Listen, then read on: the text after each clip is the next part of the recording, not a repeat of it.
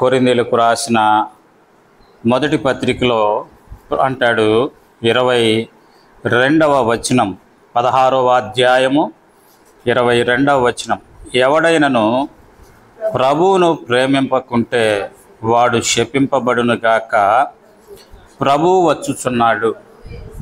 కాబట్టి ప్రభువు వచ్చుచున్నాడు.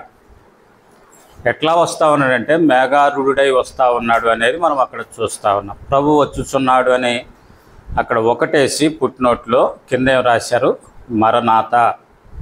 మరణాత మరణాత అంటే ప్రభువు వస్తున్నాడు, లేదా ప్రభువు వచ్చాడు, లేదా ప్రభువు రాబోతా ఉన్నాడు అనేది అర్థం. దాని అర్థం మరణాత అంటే అర్థం ప్రభు వస్తూ ఉన్నాడు అనేది అర్థం. కాబట్టి ఆ పదాన్ని చాలామంది ఉపయోగిస్తారు. కాబట్టి మనం కూడా ఉపయోగించవచ్చు. ప్రభు అయిన యేసు రమ్ము అంటే మరణాత అని మనం ఎప్పుడు చెప్పగలము అంటే మనం సిద్ధపడి ఉన్నప్పుడు మనం చెప్పగలుగుతాం. అందుకే ప్రకటన గ్రంథం చివరి అధ్యాయంలో కూడా ఈ మాట యోహాను చెప్తా ఉన్నాడు.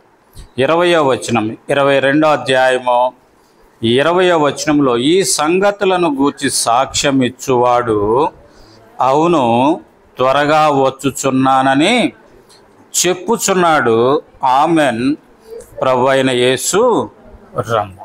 కాబట్టి ప్రభు అయిన యేసు రమ్ము. కాబట్టి ఎవరు ఆయన అంటే